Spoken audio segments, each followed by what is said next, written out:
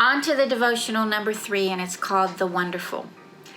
The scripture is still from 139 of Psalms. It says, "Before a word is on my tongue, Lord, you know it completely. You hem me in, behind and before. You lay your hand upon me.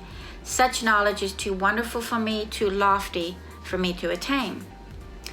So we are continuing on in this psalm, and we've talked about how he knows our thoughts from afar. He's familiar with our ways.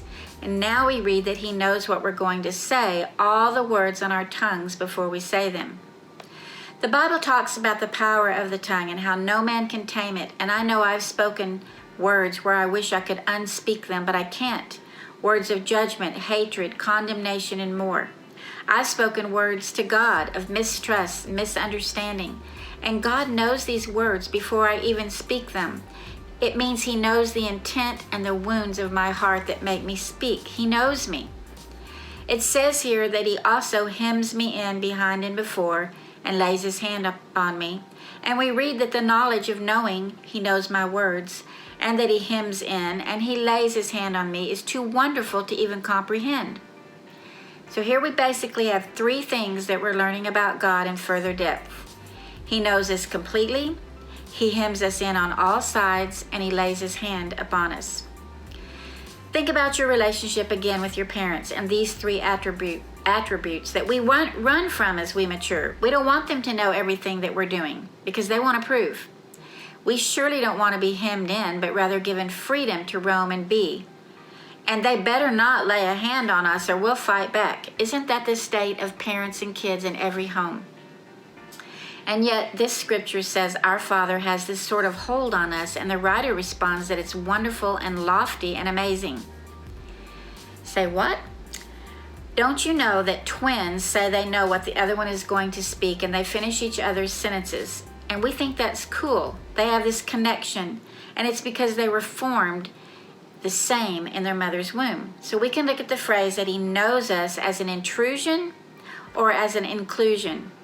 We are part of our Father, made in his image, so therefore it makes sense that he will know what we're about to say because we're part of him. Now that's a cool reminder. They also say that children play more freely on a playground when they are fenced in, knowing they have free rein to enjoy the entire playing area because there's protection from the noise of the street. However, if no fence is present, kids tend to stay up next to the building, missing the entire playing arena. In light of that visual, being hemmed in offers protection from street noise and danger, and it's a covering of sorts that protects us and allows us to offers us life to play and to have all the good things in the entire playing field of life because we're hemmed in by his loving hands. That spins a whole new light on his protection, doesn't it? And lastly, I love it at night when my husband places his hand on my chest and I hold it as we go to sleep. It's warm, it's alive, and I know those hands love and hold me. It's not a laying on of hands to restrict or harm, but laying on to hold and to cover. All throughout the Bible, there are verses about laying hands on others to set them apart for leadership, to impart blessings, to offer healing. In other words, every good gift being transferred to the other person is through laying on of hands. So when we read that his hands are laid upon us, it's a transfer, a sharing, an impartation of everything he has, sharing it with us freely and lovingly.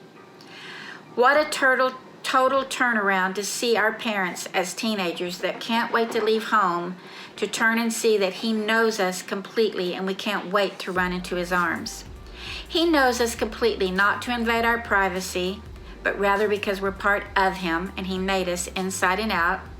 He hems us in not to restrict us from fun, but to say, here's all of life. Go enjoy it to the fullest because I'm protecting you and making you safe.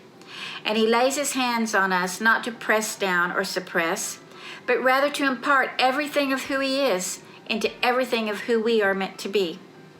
Then that makes sense why this writer's response to say that this knowledge of God is too wonderful and lofty to attain. He cannot comprehend that kind of a knowing and loving God. It actually overwhelms him.